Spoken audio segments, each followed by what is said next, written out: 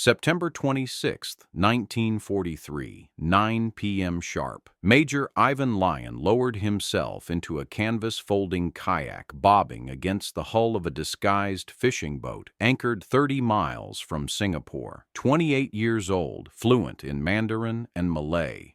Former resident of the city he was about to attack. The Japanese had captured Singapore 19 months earlier. They had renamed it Sionan, meaning Light of the South. Tonight, 14 Commandos intended to turn out that light. The fishing vessel was called MV Crate. 70 feet long, single diesel engine, wooden hull painted the dull green of 100 other coastal traders plying the waters between Sumatra and Borneo. She flew no flag. Her crew wore sarongs and had darkened their skin with a mixture of dye and walnut oil. From a distance, they looked like Malay fishermen. Up close, they looked like what they were.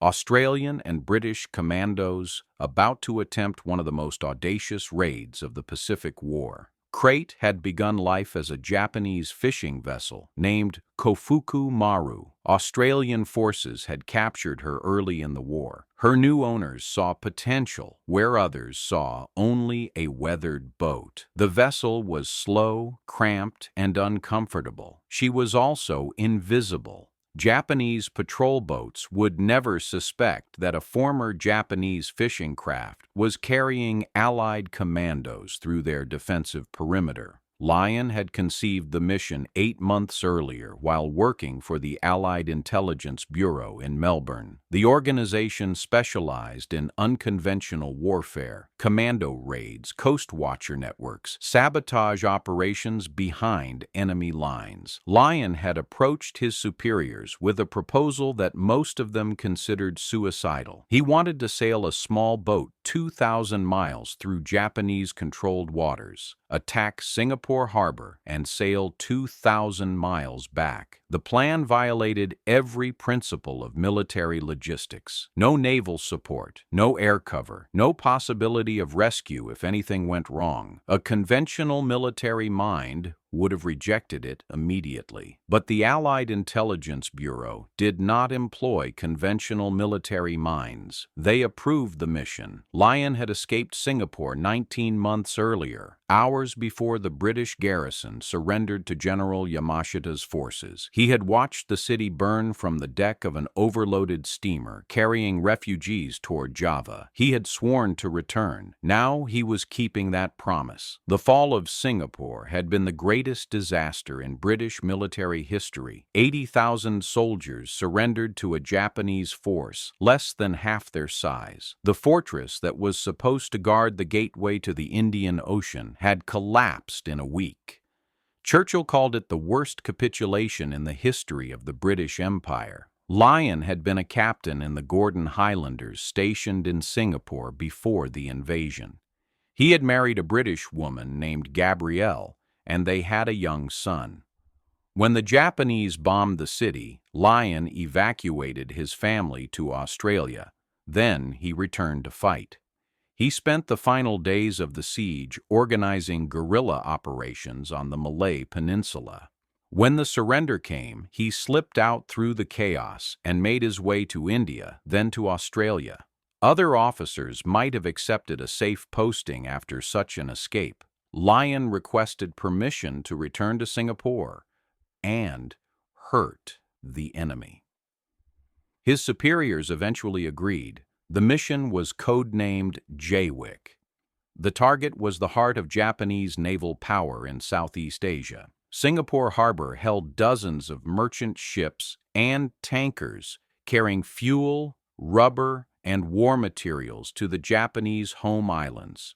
Every ship that reached Japan extended the war. Every ship that sank shortened it. Lyon's plan was simple in concept and nearly impossible in execution. Sail 2,000 miles from Australia to Singapore through Japanese-controlled waters. Launch 3 two-man kayak teams into the most heavily defended harbor in Asia. Attach magnetic mines to enemy shipping while guards patrolled the docks above. Paddle back to the mothership. Sail 2,000 miles home. Do all of this without being detected. The mathematics of survival were brutal. A single patrol boat spotting Crate would mean death for everyone aboard. A single sentry noticing a kayak in the harbor would mean torture and execution. The Japanese had learned that Western commandos were operating in the Pacific. They had standing orders to extract every scrap of intelligence from captured raiders before killing them. Lion had briefed his men on what capture would mean. He had also given each of them a cyanide pill. No one had refused to come. The 14 men had been selected from hundreds of volunteers. Lion wanted commandos who could handle small boats in rough seas. He wanted men who could remain silent for hours while enemy patrols searched around them. He wanted killers who would not hesitate if the mission required violence, and he wanted survivors who would find a way home when everything went wrong. Lieutenant Donald Davidson was Lion's second in command. Royal Navy, experienced navigator, calm under pressure. He would lead the second kayak team into the harbor. Lieutenant Ted Carse commanded Crate herself. A merchant marine officer before the war, Carse knew how to handle a small vessel in dangerous waters. He would keep the mothership safe while the kayak teams conducted their attacks. The enlisted men came from both the Australian and British armed forces. Able seaman Andrew Houston would paddle with Lion. Leading seaman Kevin Kane would accompany Davidson. Corporal Andrew Crilly and able seaman Walter Falls formed the third team. The remaining 8 men would stay aboard Crate, ready to provide fire support if needed, ready to sail for home whether the kayak teams returned or not. Crate had departed Exmouth Gulf in Western Australia on September 2nd, 24 days of sailing through the most dangerous waters on Earth, Dutch East Indies, Lombok Strait, the Java Sea. Every nautical mile brought them closer to Japanese air and naval bases. Every dawn risked discovery by patrol aircraft. The first week tested the crew's nerves constantly. Japanese flying boats passed overhead 3 times. Each time, the commandos scrambled below decks while the visible crew members continued their fishing charade. The aircraft circled twice, then continued on their patrols. The disguise was holding. Lion spent hours studying charts and memorizing Japanese shipping patterns. He knew that Singapore Harbor held the largest concentration of enemy merchant vessels in Southeast Asia. Oil tankers from Sumatra, cargo ships from the Dutch East Indies, troop ships moving reinforcements to New Guinea and the Solomons. Every ship that reached Japan strengthened the enemy. Every ship that sank weakened them. The crew had devised a simple protocol. If a Japanese warship approached, they would scuttle Crate with explosive charges and attempt to escape in the foal boats. If a Japanese aircraft spotted them, they would wave and continue fishing. They kept nets on deck and fish in the hold for exactly this reason. The deception worked. Japanese patrol boats passed within 200 yards on 3 occasions. Each time, the crew smiled, waved, and kept working their nets. The patrols continued on their way, never suspecting that the weathered fishing boat carried 14 commandos, 3 collapsible kayaks, and enough limpet mines to cripple a fleet. By September 24th, Crate had reached the Riau archipelago south of Singapore. Lion spent 2 days studying the approaches to the harbor through binoculars. He watched shipping traffic patterns. He counted patrol boat schedules. He identified the anchorages where the largest vessels clustered together. The Japanese had grown complacent. Their harbor defenses were designed to stop conventional naval attacks. Aircraft, warships, submarines. They had never considered that 6 men in canvas kayaks might slip through their perimeter in the middle of the night. Lion saw the weakness immediately. The patrol boats followed predictable routes. They shone their searchlights on the water at regular intervals. A patient observer could time the gaps, the moments when particular stretches of water went unobserved. Those gaps were Lion's highway into the harbor. He selected 7 targets, the largest ships in the roads. vessels whose destruction would hurt the Japanese war machine most severely. He assigned sectors to each kayak team. Davidson and Kane would attack the eastern anchorages. Crilly and Falls would hit the oil terminal approaches. Lyon and Houston would take the examination anchorage where the biggest ships waited for berths. The plan required split-second timing. If one team encountered problems, the others would not know. If one team was discovered, the alarm would bring every patrol boat in the harbor converging on the area. Each crew would be operating alone in darkness, trusting that their comrades were accomplishing their own missions somewhere in the black water around them. Now, on the night of September 26th, the Commandos were finally going to war. If you want to see how Lyon's Commandos penetrated the most heavily defended harbor in Asia, please hit that like button. It helps us share more forgotten stories from World War II.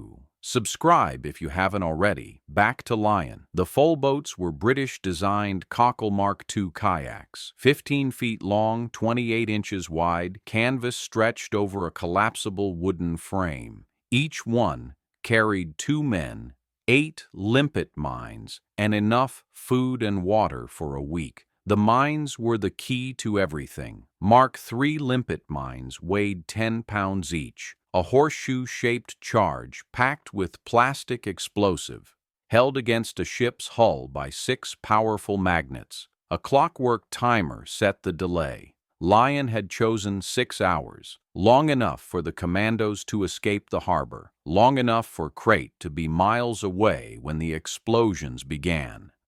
Lieutenant Donald Davidson went into the second kayak with leading seaman Kevin Kane. Both men were Royal Australian Navy, both experienced small boat handlers, both completely calm despite what lay ahead.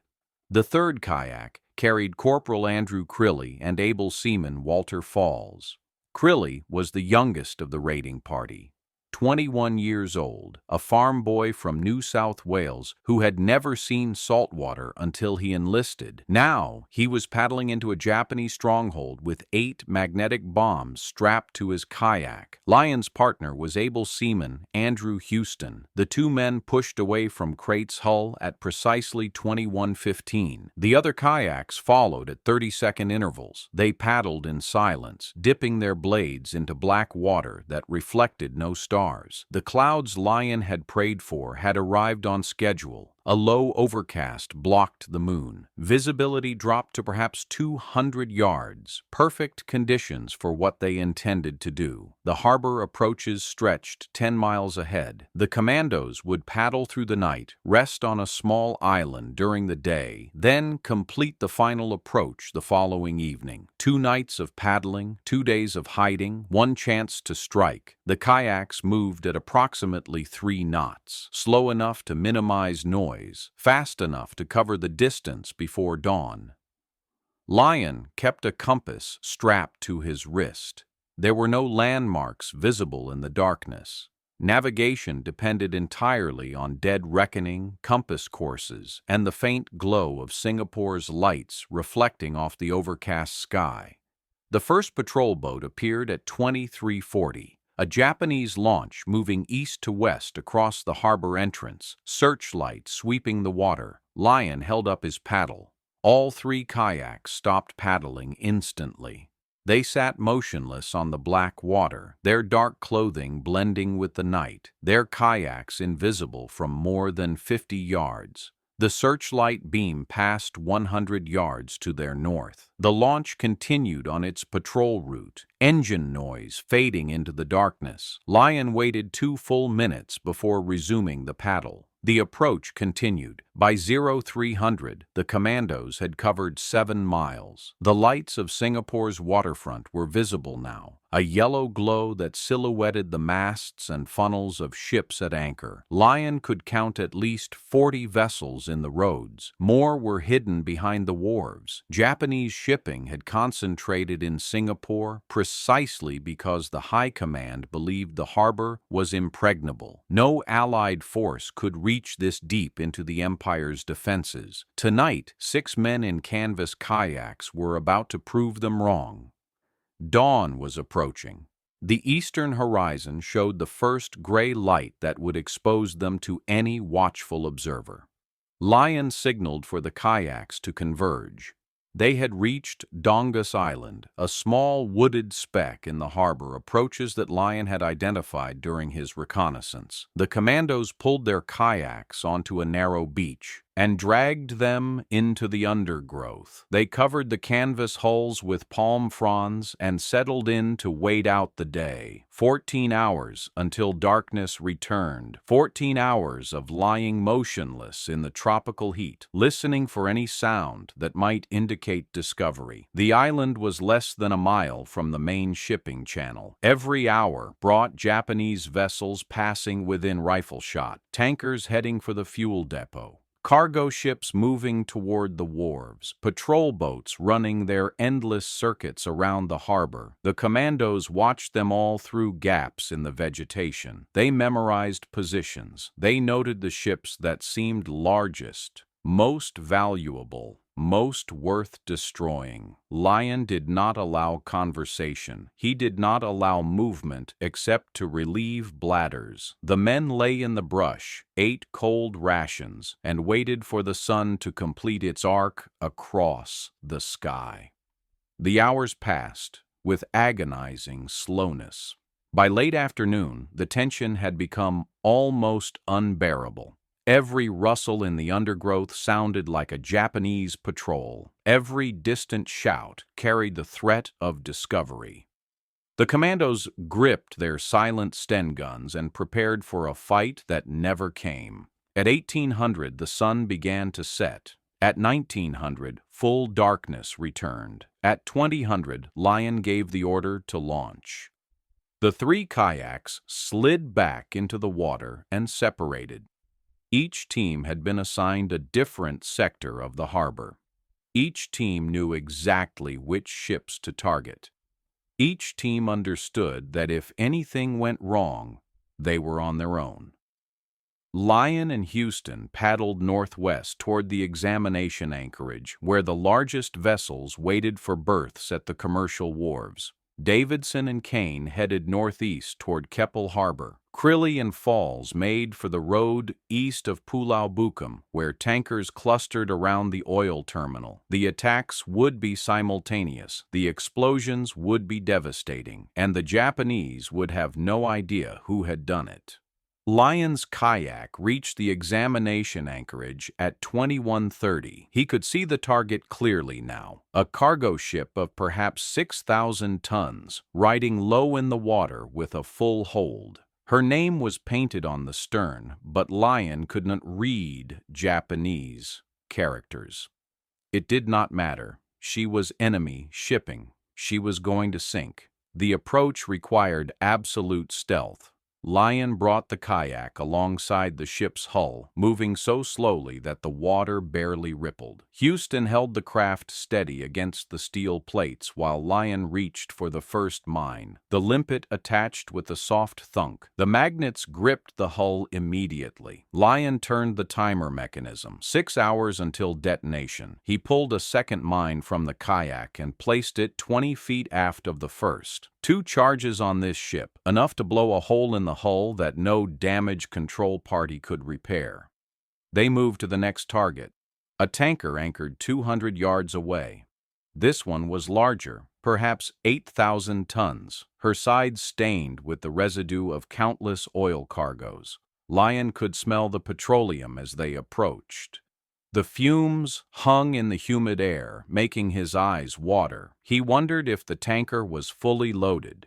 If so, the explosion would be spectacular. 2 mines went onto the tanker's hull. Lion placed them carefully, one forward, one aft, spacing them to maximize the damage. A single hole might be survivable. 2 holes 40 feet apart would overwhelm any damage control effort. The third ship was a cargo vessel similar to the first. 2 more mines. Lion's supply was now exhausted. 4 ships, 8 limpet mines, 24,000 tons of Japanese shipping about to receive a devastating surprise. Elsewhere in the harbor, Davidson and Kane were conducting their own attacks. They had reached Keppel Harbor without incident, slipping past a patrol boat that passed within 50 yards of their kayak. Davidson had selected a large freighter as his first target. The mines went on smoothly. The magnets gripped the steel hull. The timer mechanism engaged with a soft click that seemed deafening in the silence. They moved to their second target, a smaller cargo vessel moored alongside a wharf. This one was more dangerous. The ship was close to shore.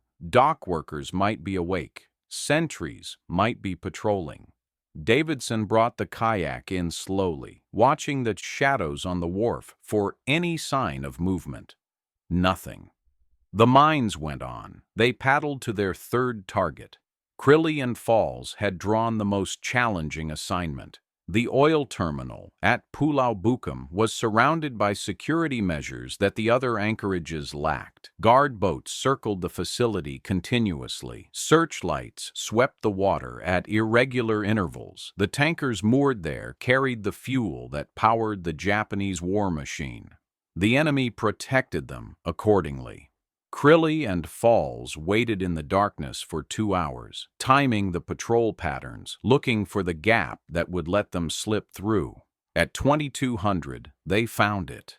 A guard boat had engine trouble. Its crew was focused on the motor rather than the water around them. The two Commandos paddled past at 30 yards, invisible in the darkness, their hearts pounding so loudly they were certain the Japanese must hear them. The first tanker was enormous, 10,000 tons at least, riding low in the water, her deck almost level with the kayak's gunwale. Crilly attached 2 mines while Falls held the kayak steady. They moved to the second tanker, more mines, then a third ship, a smaller cargo vessel that happened to be in their sector. By 2230, all 3 teams had completed their attacks. 15 limpet mines attached to 7 Japanese ships. The timers were running. In 5 hours, Singapore Harbor would experience the most devastating surprise attack since Pearl Harbor. But the most dangerous part of the mission still lay ahead. They had to escape the harbor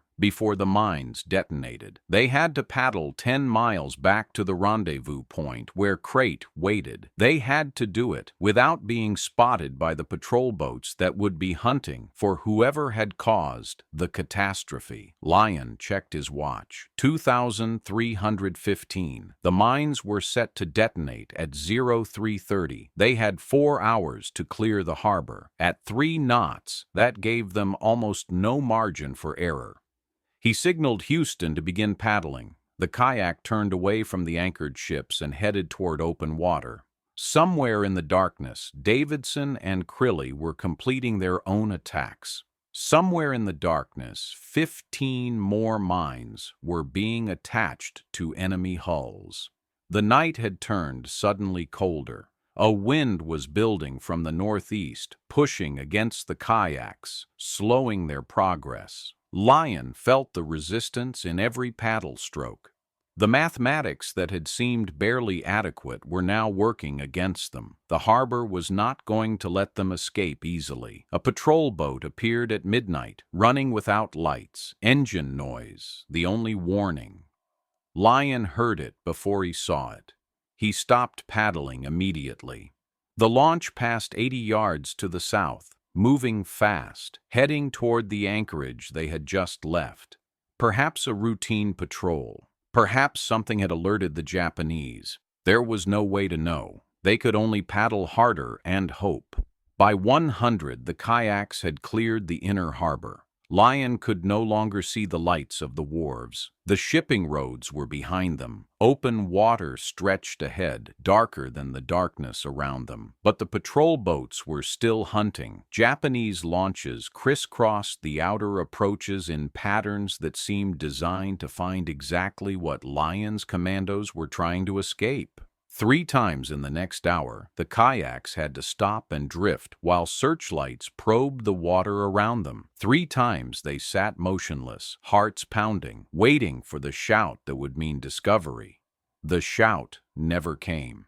At 0230, the 3 kayaks rendezvoused at a prearranged point 3 miles south of Dongus Island. All 6 men were present. All 6 were unharmed. Between them, they had planted limpets on 7 Japanese ships totaling approximately 39,000 tons. Now they had to reach Crete before the explosions brought every patrol boat in the harbor converging on their position. Lion led the formation south, toward the Riau archipelago. The wind was still fighting them. The current had shifted against their course. Every paddle stroke bought less distance than it should have. The Commandos were exhausted from 2 nights of paddling and a day of lying motionless in tropical heat, but they kept moving. There was no other choice. At 0330, the first mine detonated. The sound reached them as a distant thump, like thunder from a storm beyond the horizon. Then another explosion, then another, then a rolling series of blasts that merged into a continuous rumble. Fire lit the northern sky. Flames reflected off the low clouds, turning the overcast orange and red. Secondary explosions indicated ammunition or fuel was cooking off. The Commandos had hoped to damage 7 ships.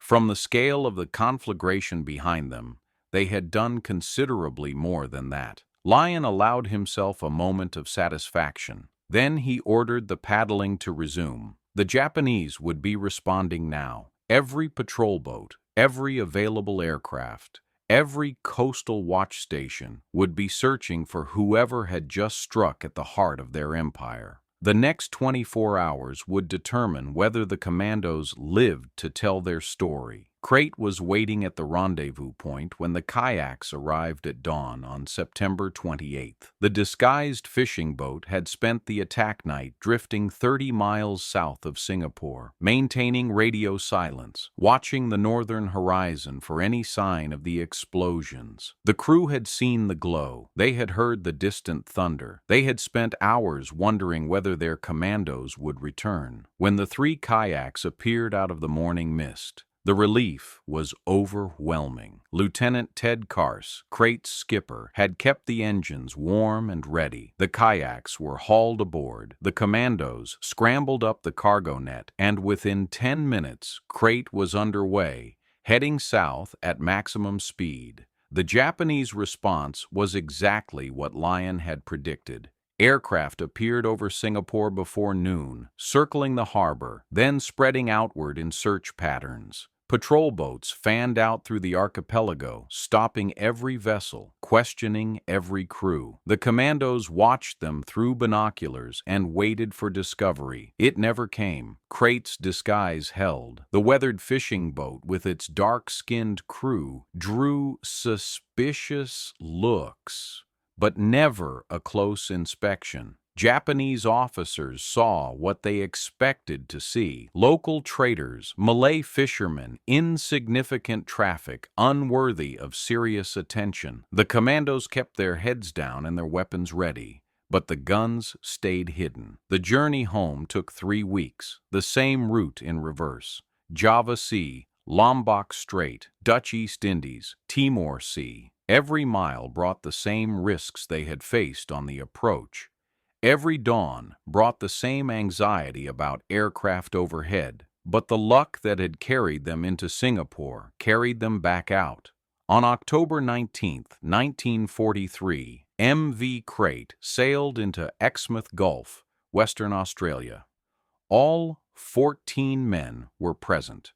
All 14 were unharmed. They had traveled 4,000 miles through enemy-controlled waters. They had penetrated the most heavily defended harbor in Southeast Asia. They had sunk or damaged 7 Japanese ships totaling 39,000 tons, and they had escaped without firing a single shot or losing a single man. The intelligence officers who debriefed Lion's Commandos could barely believe what they were hearing. No Allied force had successfully attacked Singapore since its capture. No raid had penetrated Japanese harbor defenses anywhere in the Pacific with such complete success. The operation had accomplished everything it was designed to do, and more. The Japanese reaction proved even more devastating than the raid itself. Unable to believe that Allied commandos could have reached reached Singapore. Japanese military intelligence concluded that local saboteurs must be responsible. The Kempeitai, Japan's secret police, launched a massive investigation. They arrested hundreds of Chinese and Malay civilians. They interrogated prisoners using methods that killed many of them. They executed dozens of innocents on suspicion of resistance activities. The brutal reprisals became known as the Double 10th Incident, named for the date of the mass arrests on October 10, 1943. Thousands of Singaporeans were detained. Hundreds were tortured. At least 15 were executed for a crime they did not commit. The Japanese never discovered that the attack had been carried out by commandos from Australia sailing a disguised fishing boat. They never connected the destruction in their harbor to the 14 men who had paddled kayaks through their defenses in the darkness. The secret held until after the war. Lion received the Distinguished Service Order for leading Operation Jaywick. Davidson, Kars, and several other commandos received military crosses or mentions in dispatches. The mission became a model for special operations, studied by military planners around the world as an example of what small teams could accomplish against heavily defended targets. But Yvon Lion was not satisfied with a single success. He immediately began planning a larger operation, a return to Singapore with more men, more equipment, and more ambitious targets. The follow-up mission was codenamed Rimau. It would launch in September 1944, 1 year after Jaywick's triumph. It would end in disaster.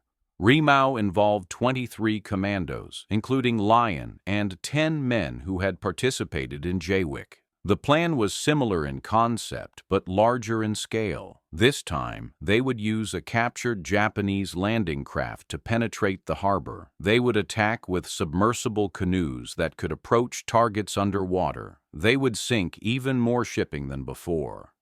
The Japanese were waiting. Whether through intelligence leaks, improved security, or simple bad luck, Rimau was compromised almost from the moment it reached enemy waters.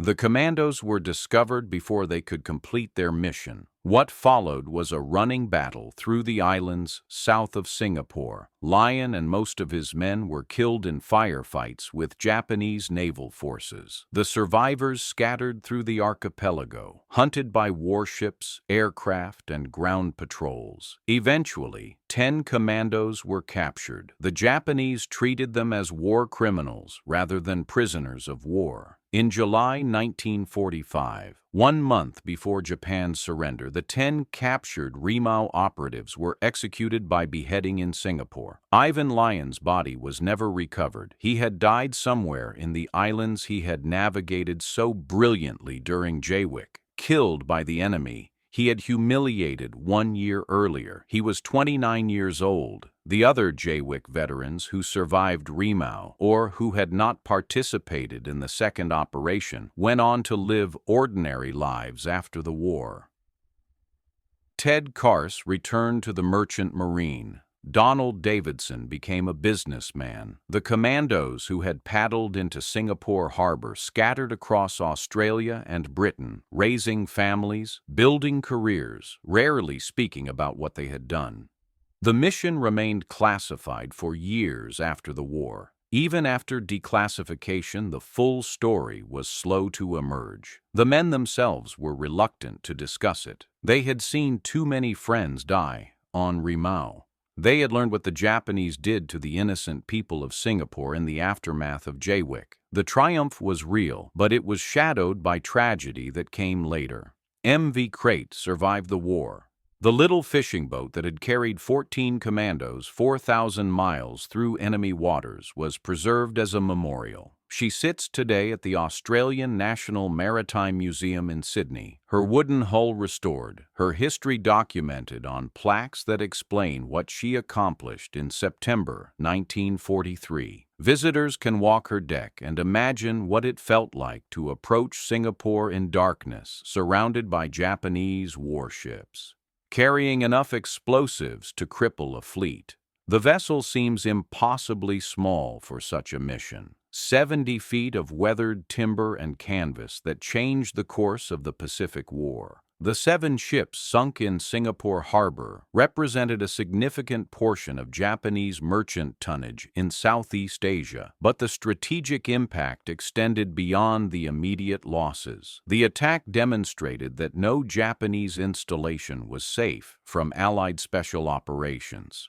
It forced the enemy to divert resources to harbor defense throughout the region. It proved that determined men with proper training could penetrate defenses that seemed impregnable. The operational lessons from JWIC influenced commando tactics for generations. The emphasis on deception, the use of indigenous vessels for infiltration, the patient approach through multiple nights of movement, all of these became standard elements of special operations doctrine. Modern naval special warfare units study JWIC as a foundational example of what small teams can accomplish against overwhelming odds. The human cost of the mission and its aftermath remains difficult to calculate. 14 men survived JWIC without a scratch. 13 died on Remo or in its aftermath. Hundreds of innocent Singaporeans were tortured or killed in reprisals for an attack they knew nothing about. The mathematics of special operations sometimes produces numbers that cannot be reconciled. Lyon understood this calculus. He knew that attacking Singapore would bring Japanese retaliation against the local population. He weighed that cost against the strategic value of disrupting enemy shipping. He made his decision and lived with its consequences until a Japanese bullet ended his life 1 year later. The Double 10th incident has never been forgotten in Singapore. Memorials mark the sites where civilians were detained, tortured, and executed. The connection between JWIC and the reprisals is acknowledged in historical accounts. The raid that succeeded so brilliantly cast a shadow that lasted decades. Perhaps that is the truest legacy of Operation JWIC.